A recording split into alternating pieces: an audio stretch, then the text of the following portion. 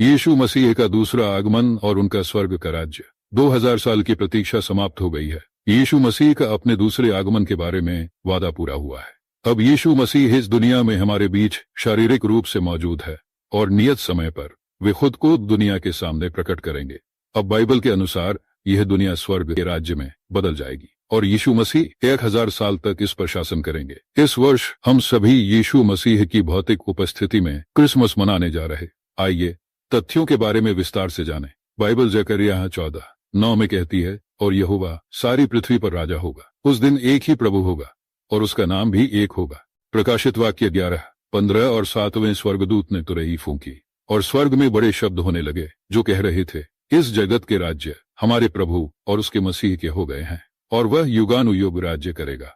आइए प्रकाशित वाक्य 7:9-17 देखे। इसके बाद मैंने दृष्टि की और देखो, हर एक जाति और कुल और लोग और भाषा में से एक ऐसी बड़ी भीड़ जिसे कोई गिन नहीं सकता था, श्वेत वस्त्र पहने और अपने हाथों में खजूर की डालियां लिए हुए सिंहासन के सामने और मेमने के सामने खड़ी है। 10 और बड़े शब्द से पुकार कर कहती है कि उद्धार के लिए हमारे परमेश्वर का जो सिंहासन पर बैठा है और मेमने का जय जयकार हो। 11 और सारे स्वर्गदूत उस सिंहासन और प्राचीनों और चारों प्राणियों के चारों ओर खड़े हैं। फिर वे सिंहासन के सामने मुंह के बल गिर पड़े और परमेश्वर को दंडवत करके कहा, आमीन। 12 हमारे परमेश्वर की स्तुति और महिमा और ज्ञान और धन्यवाद और आदर और सामर्थ और शक्ति युगानुयुग बनी रहे, आमीन। 13 इस पर प्राचीनों में से एक ने मुझसे कहा, ये श्वेत वस्त्र पहने हुए कौन हैं और कहां से आए? 14 मैंने उससे कहा, हे स्वामी, तू ही जानता है। उसने मुझसे कहा, ये वे हैं जो उस बड़े क्लेश में से निकल कर आए हैं। इन्होंने अपने अपने वस्त्र मेमने के लोहू में धोकर श्वेत किए हैं।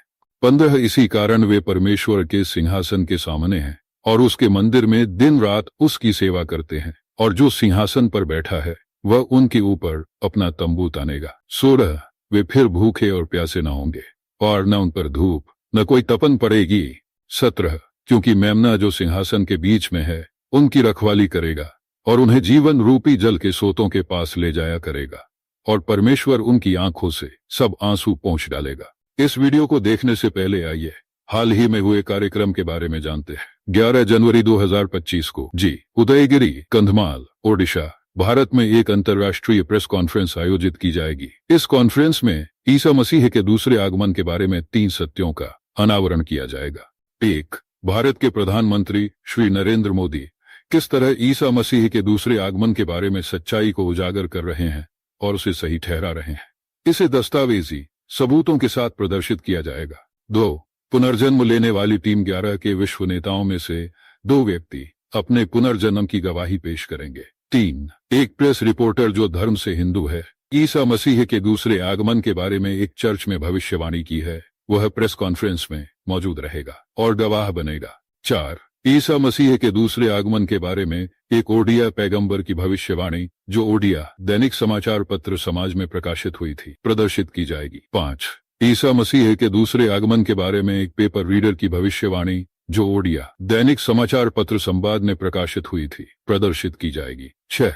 डोनाल्ड ट्रंप की भारी जीत और उसके कारण और भविष्य के प्रभाव को प्रदर्शित किया जाएगा, जैसे ओडिया दैनिक समाचार पत्र में प्रकाशित किया गया है, जो एक युगांतरकारी भविष्यवाणी भी है। निस्संदेह डोनाल्ड ट्रंप ईश्वर के राज्य के चुने हुए योद्धा है जिसे दुनिया ने दिन के उजाले में देखा है। उस वीडियो के माध्यम से मैंने अमेरिकी राजदूत एरिक गारसेटी से प्रेस कॉन्फ्रेंस में उपस्थित होने का अनुरोध किया है, जहां मैं उन्हें राष्ट्रपति बराक ओबामा को पत्र सौंप सकता हूं, जिसमें पुनर्जन्म लेने वाली टीम 11 के विश्व नेताओं की पहचान है। बहुत जल्द ही इस चैनल पर दूसरा वीडियो जारी किया जाएगा जिसमें उपरोक्त प्रेस कॉन्फ्रेंस का विवरण होगा। पाठ का सार। 1. यीशु मसीह के दूसरे आगमन और स्वर्ग के राज्य के लिए मार्ग तैयार करने के लिए उनके आगमन से पहले स्वर्ग से निम्नलिखित विश्व नेताओं को भेजा गया है। अमेरिका के राष्ट्रपति Barack Hussein Obama, Bill Clinton, Joe Biden, चीनी के राष्ट्रपति शी जिनपिंग, रूस के राष्ट्रपति व्लादिमीर पुतिन, भारत के प्रधानमंत्री श्री नरेंद्र दामोदर दास मोदी, कैथोलिक ईसाई प्रमुख पोप फ्रांसिस, अमेरिकी राजदूत एरिक गारसेटी, भारत के गृह मंत्री श्री अमित शाह और मेरे 2 मित्र संजय साहू और प्रशांत साहू, बरदा कटक, ओडिशा से। इन विश्व नेताओं ने यीशु मसीह के दूसरे आगमन और स्वर्ग के राज्य के लिए मार्ग तैयार करने के लिए शास्त्र के अनुसार इस दुनिया में पुनर्जन्म लिया है। 2 पलक झपकते ही दुनिया स्वर्ग में बदल जाएगी, इसलिए दुनिया भर में तैयारी की अत्यधिक आवश्यकता है। 3 नरेंद्र मोदी भारत के प्रधानमंत्री ईश्वर द्वारा चुने गए एक व्यक्ति है जिन्होंने पुनर्जन्म लिया है और जो ईश्वर के राज्य में प्रमुख व्यक्ति थे। 4 स्वर्ग के परिवर्तित राज्य का वर्णन। 5 अमेरिका ईश्वर के चुने हुए लोगों की भूमि है। उन्होंने अपने पिछले जीवन में ईश्वर के निर्देशों का पालन किया और उसका अनुभव किया ताकि वे वादा किए गए देश की ओर यात्रा शुरू कर सकें जहां दूध और शहद बहता है। 6 भारत की एक राज्य इकाई ओडिशा उन भविष्यद्वक्ताओं की भूमि है जिन्होंने ईसा मसीह के दूसरे आगमन और स्वर्ग के राज्य की भविष्यवाणी की है। 7 दुनिया को स्वर्ग के राज्य में बदलने के लिए दुनिया भर में तैयारी। अब आइए ईसा मसीह के दूसरे आगमन और स्वर्ग के राज्य की स्थापना के वादे को देखें। बाइबल यूहन्ना 14:3 में कहती है, और यदि मैं जाकर तुम्हारे लिए जगह तैयार करूं तो फिर आकर तुम्हें अपने यहां ले जाऊंगा कि जहां मैं रहूं वहां तुम भी रहो। मत्ती 24:30 और तब मनुष्य के पुत्र का चिन्ह आकाश में दिखाई देगा और तब पृथ्वी के सब कुल विलाप करेंगे और मनुष्य के पुत्र को सामर्थ्य और बड़ी महिमा के साथ आकाश के बादलों पर आते देखेंगे। आइए बाइबल के निम्नलिखित वाक्य पढ़ें। मत्ती 25:31 जब मनुष्य का पुत्र अपनी महिमा में आएगा और सब पवित्र स्वर्गदूत उसके साथ होंगे तब वह अपनी महिमा के सिंहासन पर विराजमान होगा। मरकुस 14:62 और यीशु ने कहा, मैं हूं और तुम मनुष्य के पुत्र को सामर्थ्य के दाहिने हाथ बैठे और आकाश के बादलों पर आते देखोगे। प्रेरितों 11 और यह भी कहा, हे गलीली लोगों, तुम क्यों खड़े आकाश की ओर देख रहे हो? यही यीशु जो तुम्हारे बीच से स्वर्ग पर उठा लिया गया है उसी रीति से फिर आएगा जिस रीति से तुमने उसे स्वर्ग को जाते देखा है। प्रकाशित वाक्य 1:7 देखो, वह बादलों के साथ आ रहा है और हर एक आंख उसे देखेगी, यहां तक कि जिन्होंने उसे भेजा था वे भी उसे देखेंगे और पृथ्वी के सारे कुल उसके लिए विलाप करेंगे। ऐसा ही होगा, आमीन। बाइबल के अलावा ओडिशा राज्य के कई लेखकों ने यीशु मसीह के दूसरे आगमन और स्वर्ग के राज्य की भविष्यवाणी की है। बाइबल के भविष्यवक्ताओं ने ओडिशा में पुनर्जन्म लिया है और अपने शब्दों में वही भविष्यवाणी की है जो बाइबल में यीशु मसीह के दूसरे आगमन और स्वर्ग के राज्य के बारे में लिखी गई है, जो ओडिया दैनिक समाचार पत्रों जैसे समाज, संवाद, प्रमेय में प्रकाशित होती है। धारित्री, यह बहुत ही आश्चर्यजनक है कि भारत के प्रधानमंत्री श्री नरेंद्र मोदी ने स्वर्ग के आने वाले राज्य के बारे में भविष्यवाणी की है। भारत में 2014 के राष्ट्रीय चुनाव अभियान में नरेंद्र मोदी ने लोगों को आश्वस्त किया और कहा, अच्छे दिन आने वाले हैं। इसका मतलब है कि स्वर्ग नीचे आ रहा है। सभी भारतीय जानते हैं कि अच्छे दिन स्वर्ग है उनकी उम्मीदों के अनुसार नहीं आया, क्योंकि यह भविष्यवाणी तथाकथित किसी भौतिक लाभ के लिए नहीं थी बल्कि स्वर्ग के आने वाले राज्य के लिए थी जो तेजी से बन रहा है। मोदी उस स्वर्ग के राज्य के अग्रदूत है। बाइबल के अनुसार यीशु मसीह उन्हें अपने साथ ले आए हैं और कुछ को उनके आगे भेजा गया है। आइए देखें, 1 थिस्स 4:14 पढ़ें, क्योंकि अगर हम मानते हैं कि यीशु मरा और जी उठा तो वैसे ही जो यीशु में सो गए हैं उन्हें भी परमेश्वर उसके साथ ले आएगा। मत्ती 25:31 जब मनुष्य का पुत्र अपनी महिमा में आएगा और उसके साथ सभी पवित्र स्वर्गदूत होंगे तब वह अपनी महिमा के सिंहासन पर बैठेगा। इस पाठ में पुनर्जन्म के इतिहास का विस्तार से वर्णन किया गया है। अब आइए 3 बातें देखें। 1 स्वर्ग का राज्य कैसे स्थापित होगा। 2 परिवर्तित दुनिया स्वर्ग का राज्य के बुनियादी बदलाव। 3 दुनिया को किस तरह की तैयारी की जरूरत है। इन 3 बातों को जानने से पहले आइए दुनिया की वर्तमान स्थिति के बारे में जानें। बाइबल के जॉन 5:19 में कहती है, और हम जानते हैं कि हम परमेश्वर के हैं और सारा संसार दुष्टता में पड़ा है। अंग्रेजी लेखक और दार्शनिक एल्डस हक्सले कहते हैं कि पृथ्वी एक दूसरे ग्रह का नरक है। विलियम शेक्सपियर कहते हैं नरक खाली है और सभी शैतान इसी दुनिया में हैं। फ्रांसीसी दार्शनिक जीन जैक्स रूसो कहते हैं मनुष्य स्वतंत्र पैदा होता है लेकिन हर जगह वह जंजीरों में जकड़ा हुआ है। अब यीशु मसीह के दूसरे आगमन के प्रस्ताव को जानें। आइए पढ़ते हैं।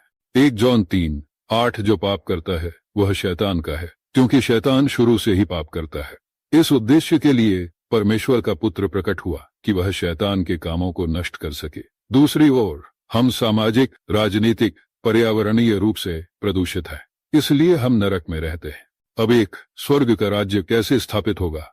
बाइबल की 1 कुरिन्थियों 15:52-53 में कहती है, एक क्षण में पलक मारते ही, अंतिम तुरही फूंकते ही क्योंकि तुरही बजेगी और मुर्दे अविनाशी अवस्था में उठाए जाएंगे और हम बदल जाएंगे, क्योंकि इस नाशवान को अवश्य ही जी उठना चाहिए और इस मरणहार को अवश्य ही अमरता पहननी चाहिए। लूका 20:37-38। अब यह बात कि मरे हुए जी उठते हैं मूसा ने भी झाड़ी के पास प्रकट की है, जब उसने प्रभु को अब्राहम का परमेश्वर और इसहाक का परमेश्वर और याकूब का परमेश्वर कहा, क्योंकि वह मरे हुओं का नहीं परंतु जीवितों का परमेश्वर है, क्योंकि उसके निकट सब जीवित हैं।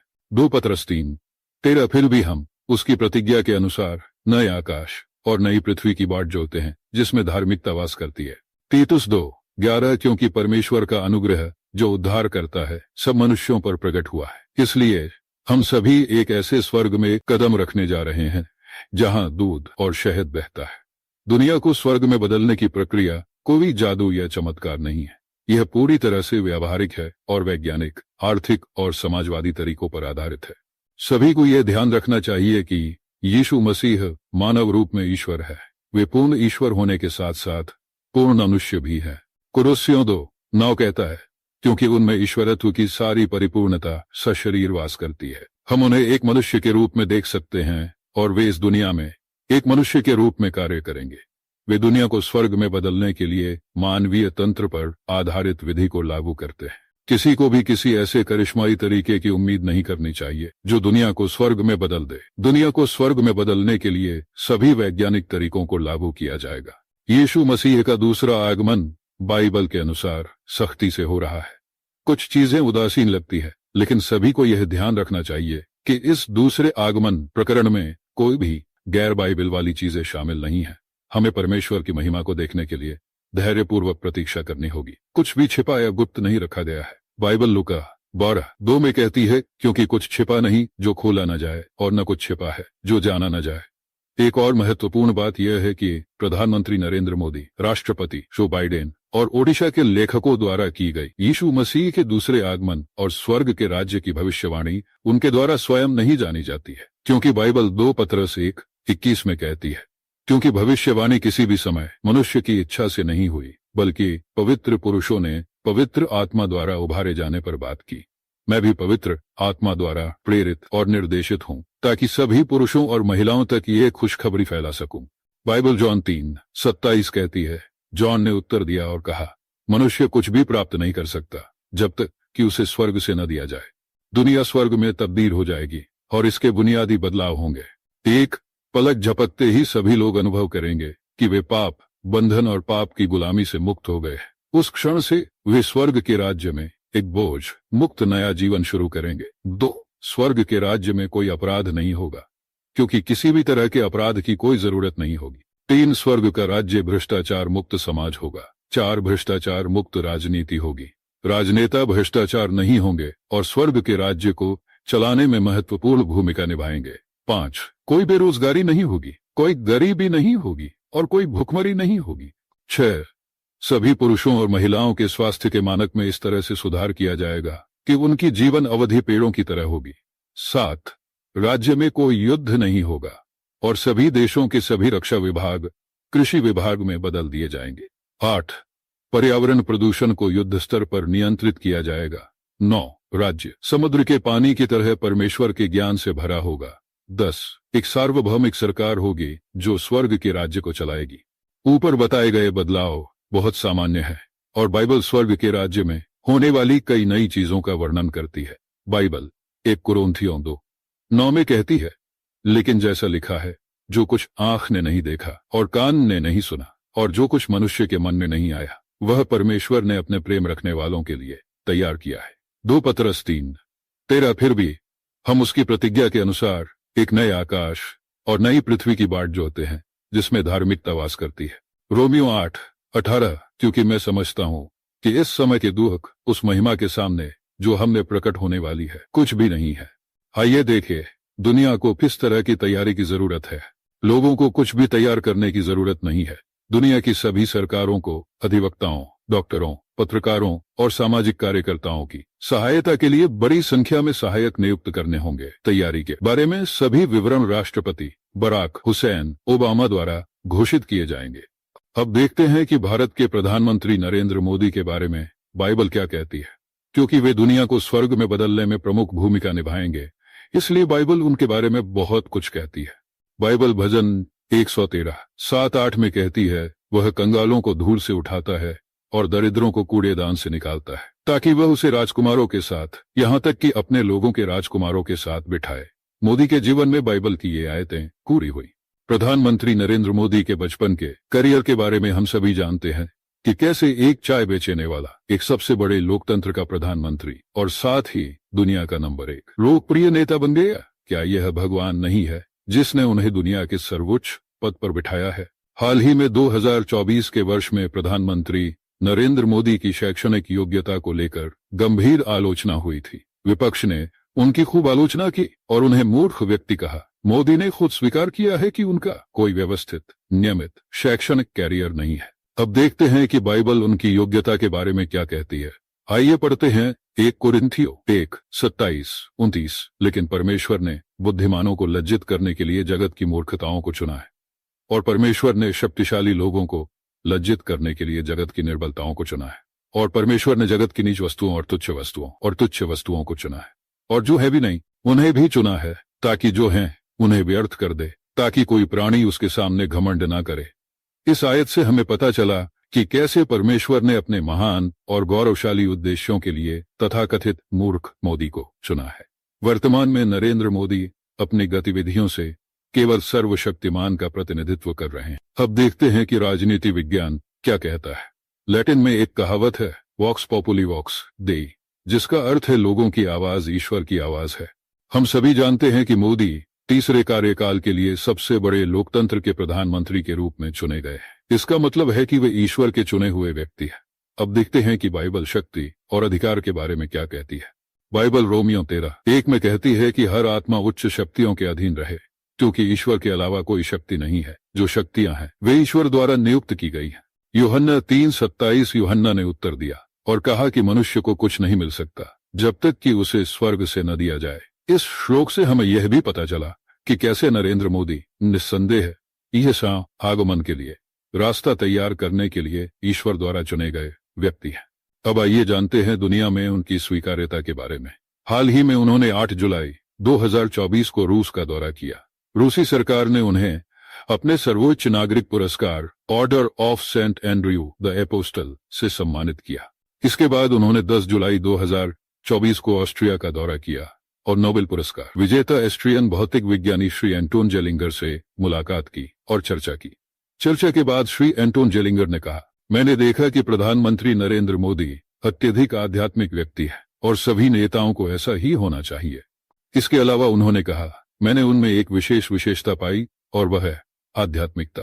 प्रधानमंत्री मोदी को Martin Luther King junior Bhopal शांति पुरस्कार से सम्मानित किया गया है। यह पुरस्कार उन्हें वॉशिंगटन एडवेंटिस्ट यूनिवर्सिटी और association of India America minorities in Maryland Sligo seventh day Adventist church America द्वारा दिया गया। मोदी को कई देशों से कई पुरस्कार मिले हैं जिनका उल्लेख यहाँ नहीं किया गया है, और बाइबल में उनके बारे में कई बातें लिखी हैं जिनका उल्लेख यहाँ नहीं किया गया है। लेकिन समय आने पर पता चलेगा कि भगवान ने उन्हें अपने स्वर्ग के राज्य के लिए कैसे चुना है। उन्होंने अपने पिछले कार्यकाल के दौरान इतिहास में एक प्रमुख भूमिका निभाई थी और अब भी स्वर्ग के राज्य का रास्ता तैयार करने के लिए वही प्रमुख भूमिका निभाएंगे। मोदी दुनिया को स्वर्ग में बदलने का सपना देख रहे हैं। विमुद्रीकरण के लिए उनका कदम भारत को स्वर्ग में बदलने के उनके इरादे को दर्शाता है। यहाँ उनका इरादा सबसे ज्यादा मायने रखता है, न कि परिणाम। अब आइए जानते हैं 11 विश्व नेताओं के पुनर्जन्म के सत्य के बारे में, जिन्होंने लाखों लोगों के साथ इस दुनिया में पुनर्जन्म लिया है। बाइबल थिस्सलुनीकियों 4:13-18 में कहती है, परंतु हे भाइयों, मैं नहीं चाहता कि तुम उनके विषय में जो सो गए हैं अज्ञानी रहो। ऐसा न हो कि तुम औरों की नाई शोक करो जिन्हें आशा नहीं है। क्योंकि यदि हम विश्वास करते हैं कि यीशु मरा और जी उठा, तो वैसे ही जो यीशु में सो गए हैं उन्हें भी परमेश्वर उसके साथ ले आएगा। क्योंकि हम प्रभु के वचन के द्वारा तुमसे यह कहते हैं कि हम जो जीवित हैं और प्रभु के आने तक बचे रहेंगे, सोए हुओं से आगे न बढ़ेंगे, क्योंकि प्रभु आप ही स्वर्ग से उतरेगा। उस समय जय जयकार के साथ, प्रधान स्वर्गदूत की आवाज के साथ और परमेश्वर की तुरही के साथ, और जो मसीह में मरे हैं वे पहले जी उठेंगे। तब हम जो जीवित और बचे रहेंगे उनके साथ बादलों में उठा लिए जाएंगे कि हवा में प्रभु से मिले, और इस प्रकार हम सदा प्रभु के साथ रहेंगे। इसलिए इन शब्दों से एक दूसरे को सांत्वना दो। कुलुस्सियों 3:3-4। क्योंकि तुम मर गए हो और तुम्हारा जीवन मसीह के साथ परमेश्वर में छिपा हुआ है। जब मसीह जो हमारा जीवन है प्रकट होगा, तब तुम भी उसके साथ महिमा सहित प्रकट होगे। रोमियो 5:17। क्योंकि यदि एक मनुष्य के अपराध के कारण मृत्यु ने एक के द्वारा राज्य किया, तो जो लोग अनुग्रह और धार्मिकता के वरदान को बहुतायत से पाते हैं, वे एक के द्वारा अर्थात यीशु मसीह के द्वारा अवश्य ही जीवन में राज्य करेंगे। 1 यूहन्ना 3:1-2। देखो, पिता ने हमसे कैसा प्रेम किया है कि हम परमेश्वर की संतान कहलाएं। इसलिए संसार हमें नहीं जानता, क्योंकि उसने उसे नहीं जाना। हे प्रियों, अब हम परमेश्वर की संतान हैं और अभी तक यह प्रकट नहीं हुआ कि हम क्या होंगे, परंतु ये जानते हैं कि जब वह प्रकट होगा तो हम उसके समान होंगे, क्योंकि उसे वैसा ही देखेंगे जैसा वह है। 1 कुरिन्थियों 15:22-51-52। क्योंकि जैसे आदम में सब मरते हैं, वैसे ही मसीह में सब जिलाए जाएंगे। देखो, मैं तुम्हें एक रहस्य बताता हूं, हम सब नहीं सोएंगे, बल्कि हम सब बदल जाएंगे। एक पल में, पलक झपकते ही, आखिरी तुरही बजते ही तुरही बजेगी और मुर्दे अविनाशी अवस्था में उठाए जाएंगे और हम बदल जाएंगे। यीशु भविष्यवाणी करते हैं कि मरे हुए कैसे जीवित होंगे। बाइबल यूहन्ना 5:24-29 में कहती है, मैं तुमसे सच सच कहता हूं, जो मेरा वचन सुनता है और मेरे भेजने वाले पर विश्वास करता है, उसका अनंत जीवन है और उस पर दंड की आज्ञा नहीं होगी, बल्कि वह मृत्यु से पार होकर जीवन में चला जाता है। 25। मैं तुमसे सच सच कहता हूं, वह समय आ रहा है और अब है, जब मृतक परमेश्वर के पुत्र की आवाज सुनेंगे, और जो सुनेंगे वे जिएंगे। 26। क्योंकि जैसे पिता अपने आप में जीवन रखता है, वैसे ही उसने पुत्र को भी अपने आप में जीवन रखने का अधिकार दिया है। 27। और उसे न्याय करने का अधिकार भी दिया है, क्योंकि वह मनुष्य का पुत्र है। 28। इस पर अचंभा मत करो, क्योंकि वह समय आ रहा है जिसमें कब्रों में पड़े सभी लोग उसकी आवाज सुनेंगे। 29। और वे निकलेंगे, जिन्होंने अच्छा किया है वे जीवन के पुनरुत्थान के लिए, और जिन्होंने बुरा किया है वे दंड के पुनरुत्थान के लिए। यूहन्ना 11:25। यीशु ने उससे कहा, पुनरुत्थान और जीवन में ही हूं, जो मुझ पर विश्वास करता है वह चाहे मर भी जाए फिर भी जिएगा। 1 कुरिन्थियों अध्याय 15 को पूरा पढ़े। बाइबल में ऐसी कई किताबें हैं जो यीशु के दूसरे आगमन के समय पुनर्जन्म के बारे में कहती है। यह स्पष्ट है कि मसीह के दूसरे आगमन पर लाखों लोग उनके साथ प्रकट होंगे। अब आइए इस दुनिया में मसीह के जीवन के समय पुनर्जन्म के इतिहास के बारे में जानें। बाइबल पैगंबर एलिय्याह के पुनर्जन्म के बारे में कहती है, जिसे जॉन द बैप्टिस्ट के नाम से जाना जाता था। मैथ्यू 11:14-15 में यीशु कहते हैं, और यदि तुम ग्रहण करोगे तो ये एलिय्याह है जो आने वाला था, जिसके पास सुनने के लिए कान है वह सुन ले। यहाँ यीशु ने स्पष्ट रूप से कहा कि एलिय्याह जॉन द बैप्टिस्ट की छवि में आया है, जिसे मसीह से पहले आना था। इसलिए पुनर्जन्म एक तथ्य है, न कि एक कल्पना। बाइबल यह भी कहती है कि मृत्यु के बाद मनुष्य की आत्मा परमेश्वर के राज्य में जीवित रहती है। मत्ती 17:3-8 में बाइबल कहती है, और देखो, मूसा और एलिय्याह उसके साथ बातें करते हुए उन्हें दिखाई दिए। तब पतरस ने उत्तर दिया और यीशु से कहा, हे प्रभु, हमारा यहाँ रहना अच्छा है। यदि तू चाहे तो हम यहाँ 3 मंडप बना दें, एक तेरे लिए, एक मूसा के लिए और एक एलिय्याह के लिए।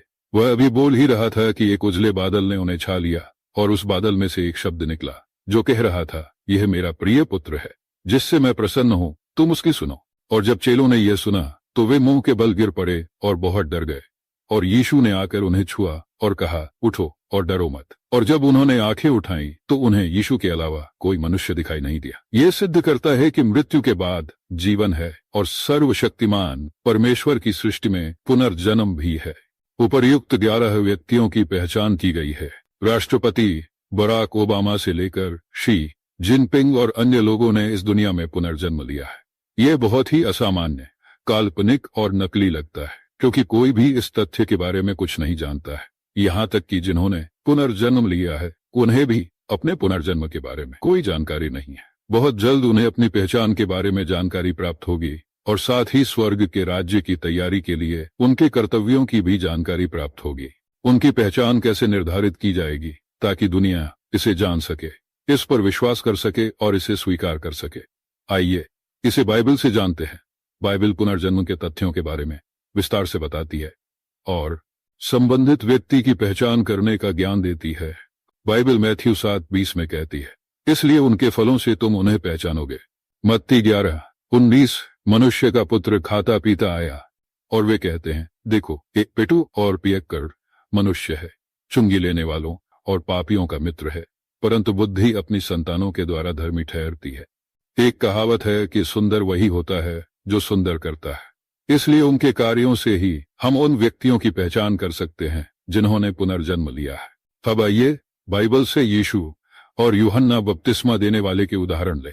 मत्ती 11:2-5। अब जब यूहन्ना ने बंदी गृह में मसीह के कामों के बारे में सुना तो उसने अपने चेलों में से 2 को भेजा और उससे पूछा, क्या आने वाला तू ही है या हम किसी दूसरे की बाट जोहें? यीशु ने उनको उत्तर दिया, जाकर यूहन्ना को जो कुछ तुम सुनते और देखते हो वह फिर से दिखाओ। अंधे देखते हैं, लंगड़े चलते हैं, कोढ़ी शुद्ध किए जाते हैं, बहरे सुनते हैं, मुर्दे जिलाए जाते हैं और कंगालों को सुसमाचार सुनाया जाता है। यूहन्ना 10:23-26। और यीशु मंदिर में सुलेमान के ओसारे में टहल रहा था। तब यहूदियों ने उसे घेर लिया और उससे कहा, तू हमें कब तक संदेह में रखेगा? यदि तू मसीह है तो हमें स्पष्ट बता। यीशु ने उन्हें उत्तर दिया, मैंने तुमसे कहा और तुम विश्वास नहीं करते। जो काम मैं अपने पिता के नाम से करता हूं वे मेरे वहां हैं, लेकिन तुम विश्वास नहीं करते क्योंकि तुम मेरी भेड़ों में से नहीं हो, जैसा कि मैंने तुमसे कहा था। यूहन्ना 10:37-38। यदि मैं अपने पिता के काम नहीं करता तो मेरा विश्वास मत करो, लेकिन अगर मैं करता हूं तो तुम मुझ पर विश्वास नहीं करते। कामों पर विश्वास करो ताकि तुम जान सको और विश्वास करो कि पिता मुझ में है और मैं उसमें हूं। परमेश्वर के उपरोक्त वचनों से हमें पता चला कि किसी व्यक्ति की पहचान उसके कामों से ही निर्धारित होती है। अब आइए हम यूहन्ना बपतिस्मा देने वाले का उदाहरण लें। यूहन्ना 1:19-23। और यूहन्ना की गवाही यह है, जब यहूदियों ने यरूशलेम से याजकों और लेवियों को यह पूछने के लिए भेजा कि तू कौन है, और उसने कबूल किया और इनकार नहीं किया बल्कि कबूल किया, मैं मसीहा नहीं हूं। और उन्होंने उससे पूछा, फिर क्या तू एलिया है? और उसने कहा, मैं नहीं हूं। क्या तू वह भविष्यद्वक्ता है? और उसने उत्तर दिया, नहीं। तब उन्होंने उससे पूछा, तू कौन है, ताकि हम अपने भेजने वालों को उत्तर दे सके। तू अपने विषय में क्या कहता है? उसने कहा, मैं जंगल में पुकारने वाले की आवाज हूं, प्रभु का मार्ग सीधा करो, जैसा कि भविष्यद्वक्ता यशायाह ने कहा है। परमेश्वर की इस उपरोक्त वचन से हमें पता चला कि यूहन्ना ने भी अपने कामों से ही अपनी पहचान दी। इसलिए 11 व्यक्तियों के कामों को देखकर हम उनकी पहचान आसानी से निर्धारित कर सकते हैं। अब ये 11 व्यक्ति यीशु मसीह के निर्देशन में दुनिया को स्वर्ग में बदलने जा रहे हैं। उसके बाद उनकी पहचान की जाएगी कि वे अपने पिछले जीवन में कौन थे। चुनी हुई भूमि और उसके प्राकृतिक निवासी। अमेरिका ईश्वर की चुनी हुई भूमि है और साथ ही उसके प्राकृतिक निवासी भी हैं, जो दूसरे आगमन के साथ साथ स्वर्ग के राज्य की तैयारी के लिए अग्रणी भूमिका निभाने जा रहे हैं। उनके राष्ट्रपति जो बाइडेन ने स्वर्ग के आने वाले राज्य के बारे में अपने शब्दों में भविष्यवाणी की है, अर्थात अमेरिका की आत्मा को पुनर्स्थापित करें। हमारे सबसे अच्छे दिन अभी भी आने वाले हैं।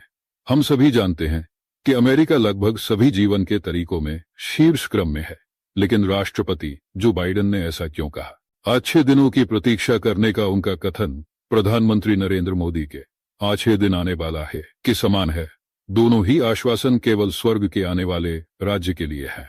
भारतीय संघ की एक राज्य इकाई ओडिशा भविष्यवक्ताओं की भूमि है। राज्य के कई लेखकों ने ईसा मसीह के दूसरे आगमन और स्वर्ग के राज्य के लिए अपने शब्दों में भविष्यवाणी की है, जो ओडिया दैनिक समाचार पत्रों जैसे समाज, संवाद, प्रमेय, धरित्री आदि में प्रकाशित हुई हैं। उनमें से एक ने राष्ट्रपति जो बाइडेन और उनके विश्व नेतृत्व के बारे में स्वर्ग के राज्य के लिए भविष्यवाणी की थी। एक हिंदू पत्रकार ने एक चर्च में ईसा मसीह के दूसरे आगमन के बारे में भविष्यवाणी की है। यह भविष्यवाणियां राष्ट्रपति बराक ओबामा, जो बाइडेन और बिल क्लिंटन के समक्ष पढ़ी जाएंगी। मत्ती 24 में बाइबल मसीह के दूसरे आगमन के संकेतों के बारे में कहती है। वे संकेत दुनिया में बार बार हो रहे हैं, जैसा कि पहले कभी नहीं हुआ था। इसके अलावा मैं बाइबल से 2 और संकेतों का उल्लेख करना चाहूंगा। सबसे पहले आइए मसीह के पहला आगमन के समय मनुष्यों की स्थिति के बारे में जाने। बाइबल रोमियो 5:6 में कहती है, क्योंकि जब हम निर्बल ही थे तो मसीह ने समय पर अधर्मियों के लिए प्राण त्यागे।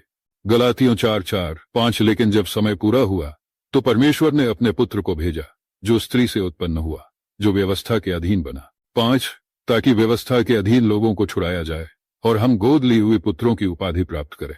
उस समय लोगों के पास कोई उद्धारकर्ता नहीं था जो उनकी आशा बन सकता था, लेकिन दयालु परमेश्वर ने अपने लोगों को बचाने और उन्हें नया जीवन देने के लिए अपने पुत्र को भेजा। बाइबल में यूहन्ना 3:16 में लिखा है कि परमेश्वर ने जगत से ऐसा प्रेम रखा कि उसने अपना एकलौता पुत्र दे दिया, ताकि जो कोई उस पर विश्वास करे वह नाश न हो परंतु अनंत जीवन पाए। आइए उस समय और वर्तमान समय की मानवीय स्थितियों की तुलना करें। पहले मैंने उल्लेख किया है कि हम जिस संसार में रहते हैं वह नरक है और कई महान पुरुष और महिलाएं घातक स्थितियों से छुटकारा पाने के तरीके की तलाश में हैं। सभी मुक्ति की तलाश में हैं, इसलिए अब उनके दूसरे आगमन का उचित समय है। विश्व इतिहास गवाह है कि दुनिया को अराजकता से बचाने के लिए कई महान पुरुषों और महिलाओं द्वारा ईमानदारी से प्रयास किए गए हैं, लेकिन सभी प्रयास बेकार साबित हुए हैं। अगर वे सफल होते तो आज हम स्वर्ग में होते। हमारे पास इस दुनिया में जीने और आनंद लेने के लिए सब कुछ है, लेकिन हम नरक में हैं। नेताओं ने लोकतंत्र, निरंकुशता, साम्यवाद, नक्सलवाद, राजतंत्र, नौकरशाही, तानाशाही आदि जैसे कई साधनों का उपयोग किया है, लेकिन सभी प्रयोग बेकार साबित हुए हैं। कोई भी धर्म, कोई दर्शन, कोई विचारधारा, कोई समाजशास्त्र दुनिया को उसकी घातक स्थितियों से नहीं बदल सका है। दिन ब दिन दुनिया बद से बदतर होती जा रही है। प्रेरितों के काम 4:12 में बाइबल कहती है कि किसी दूसरे के द्वारा उद्धार नहीं हो सकता, क्योंकि स्वर्ग के नीचे मनुष्यों में कोई दूसरा नाम नहीं दिया गया जिसके द्वारा हम उद्धार पा सके। अब आइए जाने द्वितीय आगमन का दूसरा संकेत, जो पूरी तरह से विज्ञान पर आधारित है। प्रकाशित वाक्य 1:7-8 में बाइबल कहती है, देखो वह बादलों के साथ आ रहा है और हर एक आंख उसे देखेगी और वे भी जिन्होंने उसे बेधा था, और पृथ्वी के सारे कुल उसके कारण विलाप करेंगे। हाँ, आमीन। मैं अल्फा और ओमेगा हूँ, शुरुआत और अंत, प्रभु कहता है, जो है और जो था और जो आने वाला है, सर्वशक्तिमान। बाइबल लूका 3:6 में कहती है, और सभी प्राणी परमेश्वर के उद्धार को देखेंगे। इसके अलावा बाइबल यशायाह 40:5 में कहती है, और प्रभु की महिमा प्रकट होगी और सभी प्राणी इसे एक साथ देखेंगे, क्योंकि प्रभु के मुंह ने यह कहा है। इन 3 आयतों से हमें पता चला कि दूसरे आगमन के समय सभी लोग एक साथ यीशु को देखेंगे। क्या यह संभव है? कुछ साल पहले यह बिल्कुल असंभव था और लोग इसे एक कल्पना और मिथक बताते थे, लेकिन आज इंटरनेट की वजह से दुनिया के हर कोने से लोग मसीह यीशु को उनके दूसरे आगमन पर देख सकते हैं। इसलिए दुनिया प्रभु और उद्धारकर्ता यीशु मसीह के दूसरे आगमन के लिए पूरी तरह से तैयार है। प्रभु यीशु मसीह की धरती पर शारीरिक उपस्थिति के बारे में भ्रम। यह सच है कि बाइबल के अनुसार यीशु मसीह इस दुनिया में शारीरिक रूप से मौजूद है और उचित समय पर वे खुद को प्रकट करेंगे। जिस विशेष स्थान पर वे अभी रहते हैं उसके बारे में भ्रम होगा। इस प्रकार की स्थिति की भविष्यवाणी यीशु मसीह ने अपने पहले आगमन के समय की थी और उन्होंने लोगों को भ्रमित न होने की शिक्षा दी है दुनिया में उनकी शारीरिक उपस्थिति के बारे में। मत्ती 24:23-28 में बाइबल कहती है कि यदि कोई तुमसे कहे, देखो मसीह कहाँ है या वहां है, तो विश्वास न करना, क्योंकि झूठे मसीह और झूठे भविष्यद्वक्ता उठ खड़े होंगे और बड़े चिन्ह और अद्भुत काम दिखाएंगे, यहां तक कि यदि हो सके तो चुने हुओं को भी धोखा दे।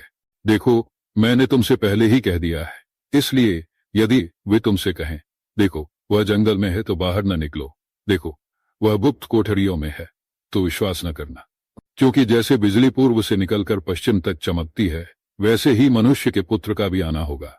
क्योंकि जहां कहीं लोथ होगी वहां उकाब इकट्ठे होंगे। इसलिए हमें यीशु मसीह के प्रकट होने के लिए उचित समय का इंतजार करना होगा। मसीह के आगमन के समय की घटनाएं। कुछ परिस्थितियां ऐसी होंगी जो कुछ लोगों के लिए उग्र होंगी, जो दुष्ट आत्मा से भरे हुए हैं, लेकिन वे भी बच जाएंगे और स्वर्ग के राज्य में आनंद मनाएंगे। प्रकाशित वाक्य 6:12-17 में बाइबल कहती है, और जब उसने छठी मोहर खोली तो मैंने देखा कि एक बड़ा भूकंप हुआ और सूर्य बालों के टाट के समान काला हो गया और चंद्रमा लहू के समान हो गया और आकाश के तारे पृथ्वी पर गिर पड़े, जैसे अंजीर का प्यारे तेज हवा से हिलने पर अपने अंजीर गिराता है। और आकाश लुढ़कने के बाद लुढ़कने वाले पत्र की तरह चला गया और हर पहाड़ और द्वीप अपने स्थान से हट गए और पृथ्वी के राजा और प्रधान लोग और धनवान लोग और सरदार और पराक्रमी लोग और हर एक दास और हर एक स्वतंत्र मनुष्य पहाड़ों की खोहों और चट्टानों में छिप गए और पहाड़ों और चट्टानों से कहने लगे, हम गिर गए हैं और हमें उसके मुंह से जो सिंहासन पर बैठा है और मेमने के प्रकोप से छिपा लो, क्योंकि उसके क्रोध का भयानक दिन आ पहुंचा है और कौन खड़ा रह सकेगा। 2 पतरस 3:10-13 में बाइबल कहती है, परंतु प्रभु का दिन रात में चोर के समान आएगा, जिस दिन आकाश बड़ी हड़बड़ाहट के शब्द से चला जाएगा और तत्व बहुत ही तप्त होकर पिघल जाएंगे और पृथ्वी और उस पर के काम भी जल जाएंगे। तो फिर जबकि ये सब वस्तुएं पिघलने वाली हैं, तो तुम्हें पवित्र जीवन और भक्ति में कैसे मनुष्य होना चाहिए और परमेश्वर के दिन की बाट जोहते हुए और उसके आने के लिए जल्दी करते हुए कैसे मनुष्य होना चाहिए, जिसमें आकाश आग से जलकर पिघल जाएगा और तत्व बहुत ही तप्त होकर पिघल जाएंगे। फिर भी हम उसकी प्रतिज्ञा के अनुसार नए आकाश और नई पृथ्वी की बाट जोहते हैं, जिसमें धार्मिकता वास करती है। बाइबल की यह 2 आयतें कहती हैं कि दुनिया को सभी प्रकार के प्रदूषण, पाप और अराजकता से मुक्त किया जाएगा और एक नया स्वर्ग और नई पृथ्वी बन जाएगी स्वर्ग के राज्य के लिए। सबसे पहले राष्ट्रपति बराक ओबामा को स्वर्ग के राज्य के लिए उनकी पहचान और कर्तव्यों से संबंधित एक पत्र भेजा जाएगा। यह पत्र अमेरिकी राजदूत एरिक गारसेटी, नई दिल्ली, भारत के माध्यम से भेजा जाएगा। राष्ट्रपति बराक ओबामा को उनके पिछले जीवन में लोगों को परमेश्वर का संदेश संप्रेषित करने के लिए परमेश्वर द्वारा अधिकृत किया गया था। उसी तरह वे दूसरे आगमन और स्वर्ग के राज्य से संबंधित सभी प्रश्नों का उत्तर देंगे। इस मामले में वे ईश्वर के प्रतिनिधि होंगे। भारत में अमेरिकी राजदूत एरिक गारसेटी की उपलब्धता के अनुसार ओबामा को पत्र भेजा जाएगा। इसके तुरंत बाद टीम 11 द्वारा दूसरे आगमन की तैयारी की प्रक्रिया शुरू की जाएगी। बाइबल के अनुसार राजाओं के राजा और प्रभुओं के प्रभु यीशु मसीह इस दुनिया में 1 सहस्राब्दी तक राज करेंगे।